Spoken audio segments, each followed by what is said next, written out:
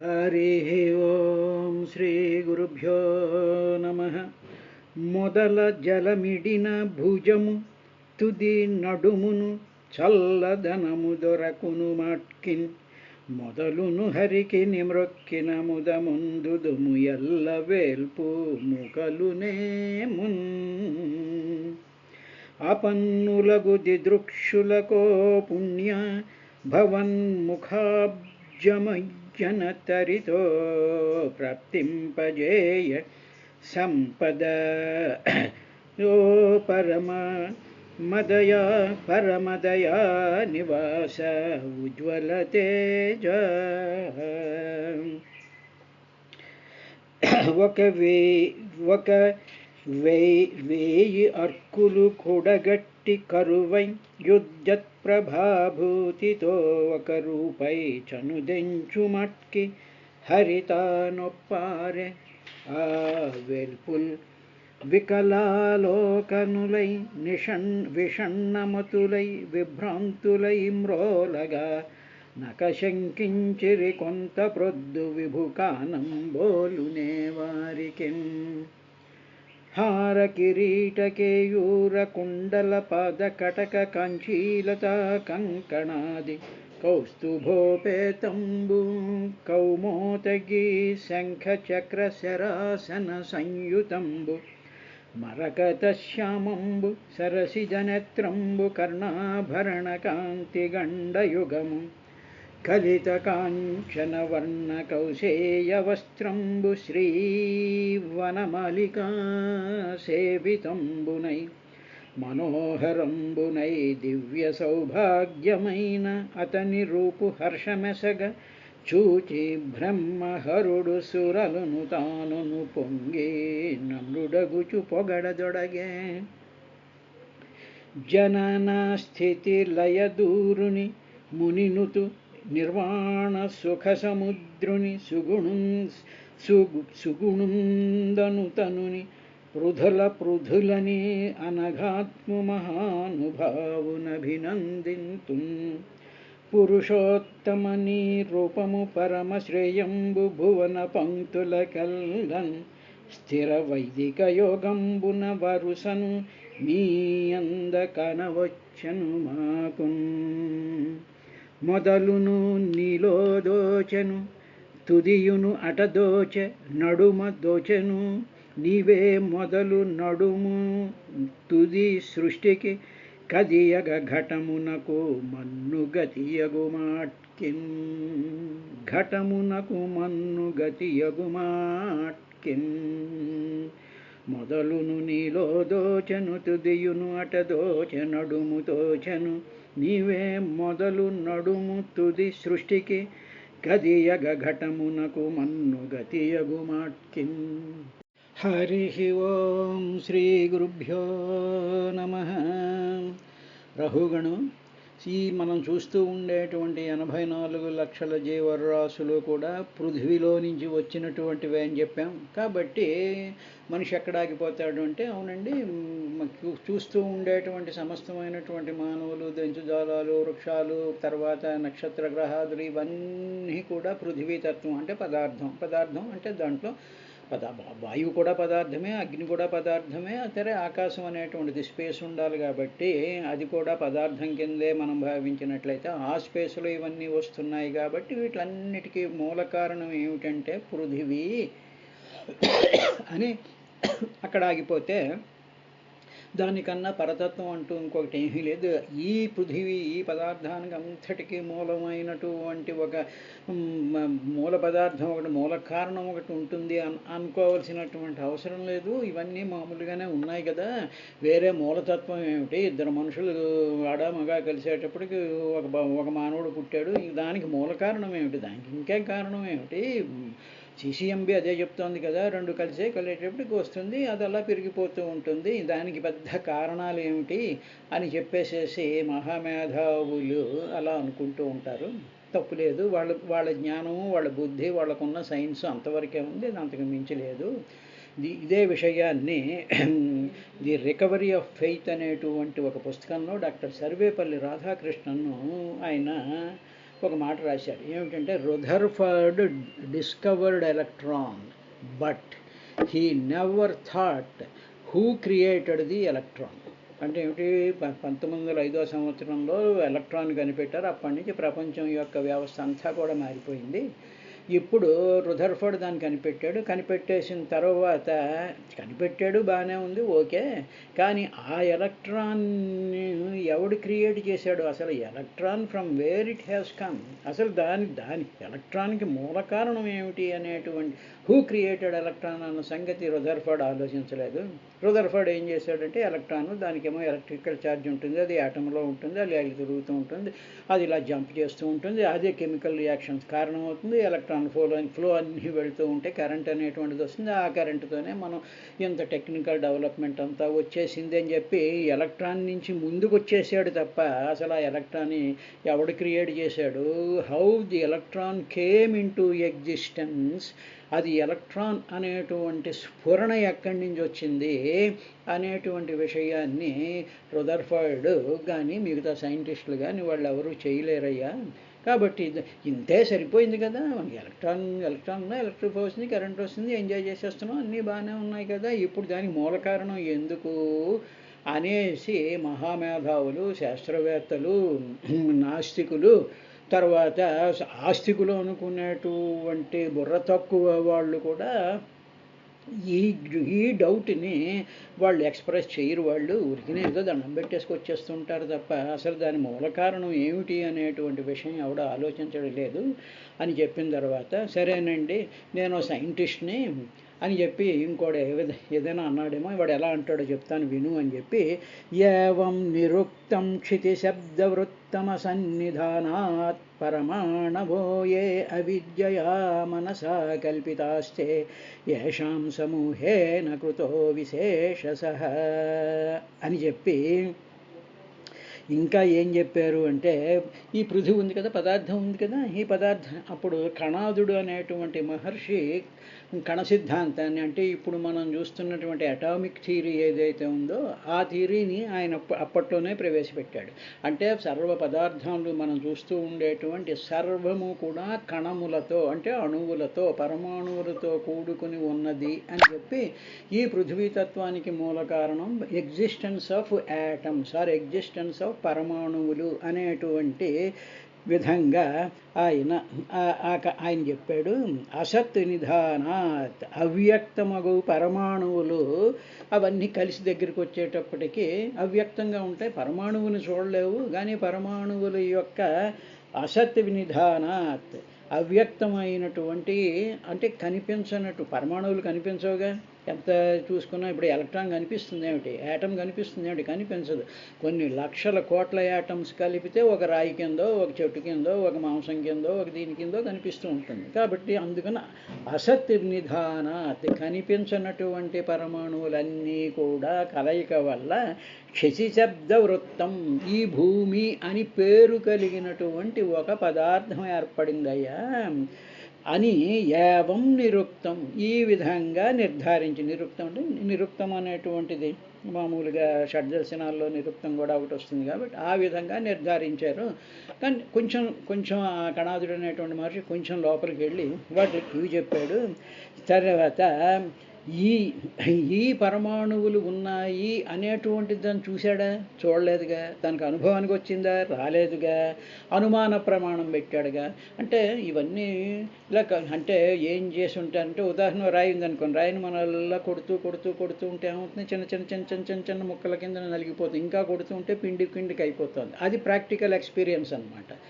ఆ ప్రత్యక్ష అనుభవంతో ఓహో ఇవన్నీ కలిస్తే ఇలా ఉన్నాయి అని. సరే, ఈ కాలం సైంటిస్టులు ఏంటంటే అవన్నీ కలయడానికి కారణం ఏమిటంటే, 2 పరమాణువులు ఉన్నాయి అంటే ఒక పరమాణువులో ఉండేటువంటి ఎలక్ట్రాన్ రెండవ పరమాణువులోకి దూకేటప్పటికి ఏదో ఒక ఎలక్ట్రో బాండ్ అని, కోవెలెంట్ బాండ్ అని, ఈ రకరకాలైన బాండ్స్ వచ్చి అవి దగ్గరికి వస్తాయి. H2O లాగన్నమాట. 2 హైడ్రోజన్ ఆటములు ఒక ఆక్సిజన్ ఆటమును ముద్దు పెట్టుకున్నట్టుగా వీళ్ళు అక్కడికి వచ్చేటప్పుడు నీరు ఫార్మ్ అవుతోంది అని చెప్పి ఆ కణాదుడు చెప్పే ఉంటాడు. అక్కడి నుంచి కొంచెం ఎక్స్ట్రాగా చేస్తూ ఈ సైంటిస్ట్ ఇలా చెప్తూ కాబట్టి అందువల్ల ఆ పరమాణువులు కూడా అవి అవిద్యయా, అవి మనసేహ కల్పితా, మనసు చేత కల్పించబడినవే. ఎవడు ఎలక్ట్రాన్ని చూడలేదు, ఎవడు ప్రోటాన్ని చూడలేదు, కానీ ఇవన్నీ కూడా ఎలా ఊహించారు అంటే మనసేవ కల్పితా, ఇవన్నీ మనసు చేత కల్పించినటువంటిది. So the entire science what we are seeing now, the development is entirely ఇది కల్పితమైనటువంటి మనసేవ కల్పిత అన్నాడు. అంటే రేడియో యాక్టివిటీ వచ్చేటప్పటికి వాడికి ఆ రాంజన్ అనేటువంటి వాడికి ఒక స్ట్రీక్ అంటే ఒక లైట్ ఫోటోగ్రాఫిక్ ప్లేట్ మీద ఒక కాంతి కిరణంలాగా పడింది, ఓ లైట్ వచ్చిందన్నమాట. వెంటనే వాడు ఊహించాడు, ఓహో ఇలా కాంతి రావడానికి ఏవో పార్టికల్స్ అలా వచ్చి దానికి ఎనర్జీ ఉంటుంది, ఆ ఎనర్జీ అంటే లైట్ కాబట్టి ఎలక్ట్రోమాగ్నెటిక్ కాబట్టి అది ఇలా వచ్చిందన్నమాట అని చెప్పి అవి పార్టికల్స్ కారణము అని చెప్పి ఇలాగ ఊహించాడు. మనసేవ కల్పితా, అది దాని అర్థం, మనసేవ కల్పితా అనడానికి కారణం. అవి యషాం అలాగా కల్పించబడినట్టు మనసేవ కల్పితా అవిద్యయా, అవిద్యయా అన్నాడు. అవిద్య అంటే అజ్ఞానం చేత కాదు. ఇప్పుడు సైంటిస్టులకి వీళ్ళకి అజ్ఞానం అంటే ఏమని మనం అనుకునేటువంటి అజ్ఞానం కాదు, కరెక్ట్ అయినటువంటి జ్ఞానం లేకపోవడం అవిజ్ఞానము. విజ్ఞానము అంటే విశిష్టమైనటువంటి జ్ఞానము లేకపోవడం చేత అవిజ్ఞానము అయింది, అజ్ఞానము అయింది, అజ్ఞానము అయింది. అవిద్య, విద్య అంటే తెలుసుకోవడం, అవిద్య అంటే సరిగ్గా తెలుసుకోలేకుండా మనసేవ కల్పితా, మనసు చేత కల్పించారు పరమాణువులు అని చెప్పి ఏ ఏ పరమాణవ అవిద్యయా మనసా కల్పితా అన్నాడు. ఇప్పుడు అదే ఒప్పుకుంటున్నారు కదా. భగవంతం గారు అన్నారట మా గురువు గారితో, ప్రొఫెసర్ భగవంతం అనేటికి, రామయ్య సీతాపతి ఎలక్ట్రాన్ ఎవడైనా చూశాడు అన్నాడు. ఎలక్ట్రాన్ ఎవడు చూశాడు? చూడలేదు. అవన్నీ కూడా ఇన్ఫరెన్సెస్ అంటారు. కాబట్టి చూడనటువంటి దానిని చూసినట్టుగా భావన చేస్తూ మనసేవ కల్పితా ఏ పరమాణవ అవిద్యయ. అవిద్య అంటే పరిపూర్ణంగా, విద్య అంటే తెలుసుకోవడం, పూర్తిగా తెలుసుకోకుండా మనసు చేత కల్పించి కొన్ని ఇన్ఫరెన్సెస్ చేసి కొన్ని థీరీస్ చేసి అందువల్ల ఏమైంది, సైన్స్ కంటిన్యూస్గా ఎందుకు మారిపోతుంది? అవిద్యయ. డాల్టన్ టైం 1805లో డాల్టన్ చెప్పాడు యాటమ్ కెనాట్ బి డివిజిబుల్ అన్నాడు. సరిగ్గా 100 ఏళ్ళు అయ్యేటప్పటికి యాటమ్ కెన్ బి డివిజిబుల్ అన్నాడు. అంటే ఏమైందన్నమాట, మనసేవ కల్పితా కదా, డాల్టన్ మనసు అదే కదా, పరమాణు కెనాట్ బి బ్రోకెన్ అన్నాడు. వీడు వచ్చేటప్పుడు కెన్ బి బ్రోకెన్ అన్నాడు. అంటే ఏమైపోయింది, వాడు సరిగ్గా చూసుకోలేదు. ఇక్కడికి వీడు వచ్చేటప్పుడు వీడు చూసుకున్నాక ఎలక్ట్రాన్ ఒక పార్టికల్ కాదు, అది వేవ్ అని చెప్పేసి అవిద్యయ. వాడికి పూర్తిగా దాని గురించి తెలియనటువంటి వాడు ఇలాగా అవిద్యయ మనసేవ కల్పితా పరమాణు, ఇలాగ ఉండేటువంటి సముదాయంతో పదార్థం ఏర్పడుతుందయ్యా అని చెప్పారు. ఎవరు? ఏవం నిరుక్తం ఈ విధంగా నిర్దేశించబడింది. అంటే మహర్షులు పూర్వకాలంలో కొంతమంది మహానుభావులైనటువంటి మహర్షులు కూడా ఈ విధంగా కూడా వాళ్ళు చెప్పడం ప్రారంభించారయ్యా అని చెప్పి, ఇవన్నీ పరమాణువుల యొక్క కలయిక కాబట్టి దీనంతటికీ కూడా పరమాణువుల యొక్క కలయికయే కారణము. ఇలాగ కలిసి ఉన్నది బాగానే ఉన్నది. మరి ఇలాగ కలియడం వల్ల ఇన్ని కోట్ల రకరకాలైనటువంటి 84 లక్షల జీవరాశుల యొక్క శరీరాల కింద ఎంత విభిన్నంగా ప్రతి క్షణము కూడా మారిపోతూ ఉండేటువంటి ఈ పదార్థాలకి ఏదో ఒక మూల కారణం ఉండాలి కదా. అది అలాగే మారిపోతాయండి అనేసేసి మనం మామూలుగా అలా ఉన్నామంటే your attitude is not scientific attitude కాదు. అది సైంటిఫిక్, అది హోప్లెస్ యాటిట్యూడ్ అన్నమాట. అంటే టేక్ ఇట్ ఫర్ గ్రాంటెడ్. ఎవడో ఏదో చెప్తాడు, జ్ఞాత్వా కుర్వీత కర్మణి అన్నాడు. తెలుసుకుని ఎవడో చెప్తాడు నాలాంటి వాడు, మీరు రోజు పారాయణ చేసుకోండి, గుడికి వెళ్ళి భగవద్గీత పారాయణ చేసండి అంటే కాలక్షేపం కోసం గుడికి వెళ్తాం, తీసుకొని చదివేస్తూ ఉండడం అయిపోయింది. జ్ఞాత్వా కుర్వీత కర్మణి, ఆ పారాయణ జ్ఞాత్వా తెలుసుకో, అందులో ఏం చెప్పాడో అది మనకెంత అన్వయం అవుతుంది అనేటువంటి ఒక నమ్మకం కానీ ఒక శ్రద్ధ కానీ మరొకటి కానీ ఏమీ లేకుండా కాలక్షేపం కోసం చేసేటువంటి పనులు తో మనుషులు సాటిస్ఫై అయిపోతూ ఒళ్ళు విరుచుకుని బయటకు వచ్చేస్తూ ఉండేటువంటి స్థితిలో ఉంటుంది. కాబట్టి జ్ఞాత్వా కుర్వీత కర్మణి అవిద్యయా మనసా కల్పితా ఏషాం సమూహేన, ఈ సముదాయాలన్నీ కూడా, ఈ గుంపులు గుంపులుగా ఉండేటువంటి సముదాయాలు ఉన్నాయే, ఈ మానవ సముదాయాలు, పారాయణ సముదాయాలు, ఈ కాలక్షేప సముదాయాలు, ఇవన్నీ కూడా మనసేవ కల్పితా అవిద్యయా, అది మనం గ్రహించుకోవాలి. కాబట్టి సరిగ్గా తెలుసుకుని నువ్వు ఏం చేసినా కూడా తెలుసుకోవాలి అనేటువంటిది. అలాగ వీటిలన్నిటికీ మూలతత్వం ఒకటి ఉంటుంది అనేటువంటి దానికి నెమ్మదిగా దీన్ని తీసుకెళ్తూ తర్వాత ఏమన్నాడంటే, ఏవం కృశం స్థూలం అణుర్బృహద్యది అసత్య సజ్జీవమజీవమన్యద్రవ్యస్వభావాశయకాలకర్మనామ్నా జయావేహి కృతం ద్వితీయం. ఈ ద్వైత ప్రపంచం ఇది. ఈ ద్వైత ప్రపంచం అంటే ఏమిటి? ద్వైతం అంటే ఉంది, నేను నువ్వు, నేను వేరు నువ్వు వేరు, రాత్రి పగలు, కష్టము సుఖము, తర్వాత ఏమో శీతలము ఉష్ణము, వేడి చల్లదనము, తర్వాత ఆకలి తీరుట, ఇలా ప్రతిదీ ద్వంద్వం. ఈ ద్వంద్వాలతో చిక్కి ఉంది ప్రపంచం అంతా. ఇందులో లావుగా ఉంది, చిన్నదిగా ఉంది, పెద్దదిగా ఉంది, కారణం ఉంది, కార్యం ఉంది, ప్రాణం ఉంది, ప్రాణం లేనివి అంటూ అనేక రకాలైన తేడాలు కనిపిస్తున్నాయిగా. గోడకి ప్రాణం లేదు, చెట్టుకు ప్రాణం ఉంది, పువ్వు తెల్లగా ఉంది, ఇలా ఉంది, అలా ఉంది అనేటువంటి చూసినట్లయితే ఇన్ఫైనైట్ డైవర్సిటీ, అంటే అనంతమైనటువంటి భేదములతో ఒకదానితో ఒకటి పోలిక లేకుండా ఈ ద్వైత ప్రపంచం, ఈ ద్వంద్వాలతో కూడుకున్నటువంటి ప్రపంచం కనిపిస్తూ ఉంది కదా. ఈ కనిపించేటువంటి భేదజాతం అంతా కూడా నామరూపాలు మాత్రమే. ఇవన్నీ కూడా నామము రూపము. అంటే ఏమిటి?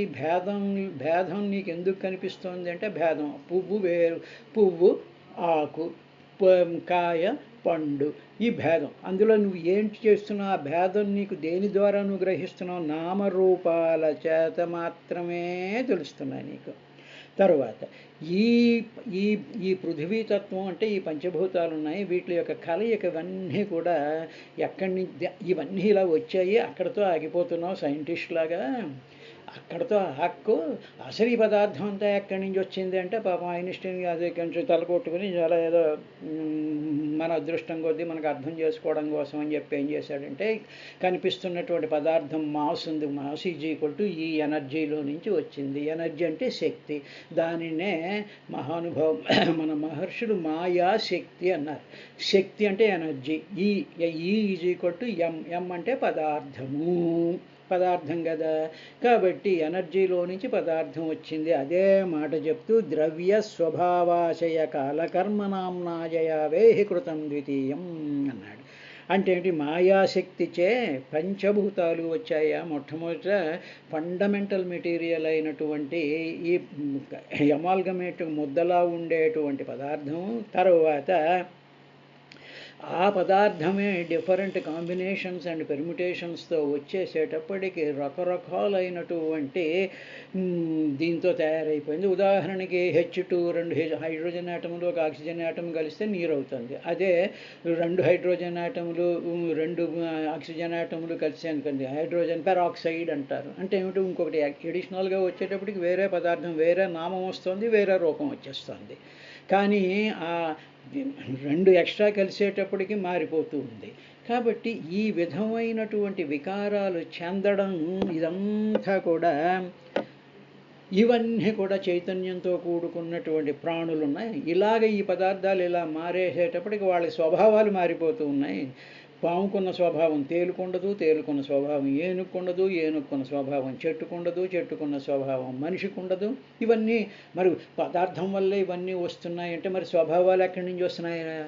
ఈ స్వభావాలు ఎక్కడి నుంచి వస్తున్నాయి? పదార్థాల్లోంచి వస్తున్నాయా? ఎలక్ట్రాన్లో నుంచి, హైడ్రోజన్ ఆటము, ఈ ఉండేటువంటి 106 ఎలిమెంట్స్లో నుంచే ఈ స్వభావాలు వచ్చేస్తున్నాయా? స్వభావం అలా వచ్చేస్తాయా? అంటే ఇంక పదార్థాన్ని మించింది లేదన్నమాట.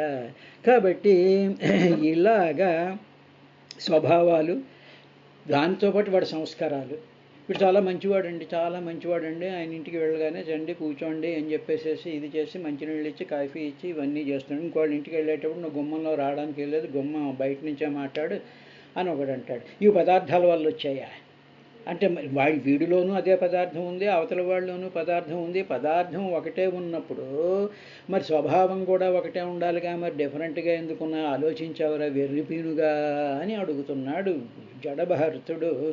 మనలాంటి బుద్ధి తక్కువ వాళ్ళందరినీ కూడా అడుగుతున్నాడు. ఆ బుద్ధి తక్కువ వాళ్ళు మీరందరూ చాలా బుద్ధి కలిగిన వాళ్ళండి. నాలాంటి సైంటిస్టులు ఉన్నారే, ఈ సైంటిఫిక్ కమ్యూనిటీని ఫిల్ట్ పట్టుకుని అడుగుతున్నాడు ఈయన. కాబట్టి స్వభావాలు ఉన్నాయి, వాటి సంస్కారాలు ఉన్నాయి, బాగానే ఉన్నాయండి. తర్వాత కాలం అనేటువంటిది ఒకటి మర్చిపోయి చచ్చావు నువ్వు. కాలం అనేటువంటిది అసలు పూర్తిగా ఇగ్నోర్ చేసేసావు. పదార్థం ఉంది అంటే బ్లడ్ ఉందండి, అందరిలోనూ సేమ్ బ్లడ్ ఉంది కాబట్టి అందరూ సమానమేనండి. అది కాదు నువ్వు చెప్పాల్సిన పిచ్చిముండా ఆర్గ్యుమెంట్.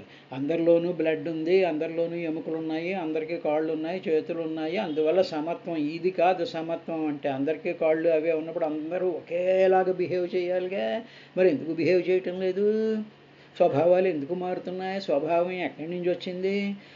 వాడు అన్నీ ఒకేసారి వచ్చేసినప్పుడు కాలం అందరికీ ఎందుకు డిఫరెంట్గా ఉంటుంది అని అంటే ఏమిటి? ఇప్పుడు అమెరికాలో ఇప్పుడేమో రాత్రి అవుతుంది, ఇక్కడ పగలు అవుతుంది, ఇంకో చోట ఇంకో టైం వస్తుంది, ఇంకో చోట టైం వస్తుంది.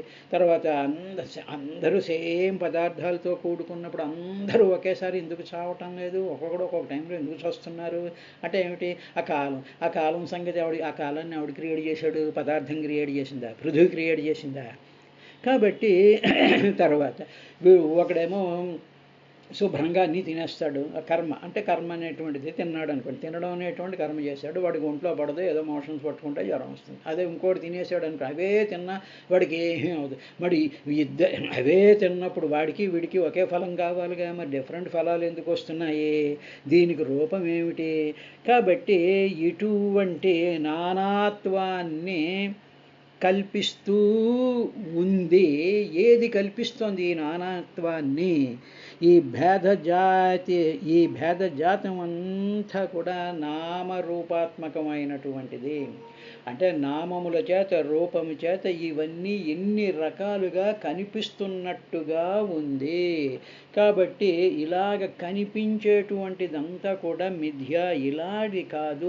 ఇలాగ కనిపించడానికి ఒక మూల కారణం ఒకటి ఉంటుందయ్యా.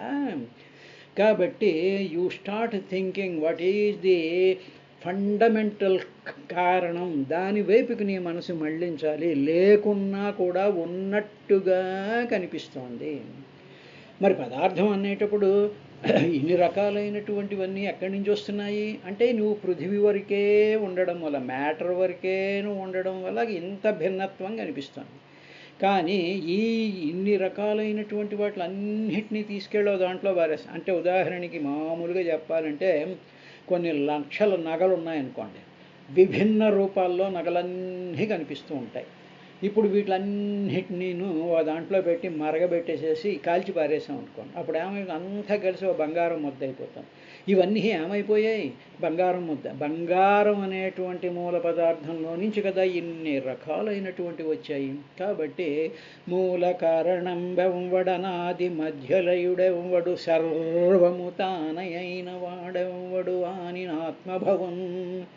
ఆత్మభవుడు, ఆత్మ అంటే పరమాత్మలో నుంచి భవ పుట్టినటువంటి వాడు. కాబట్టి ఇది ఈ కారణాలతో నువ్వు సాటిస్ఫై అయిపోకురా వెర్రిపినుగా.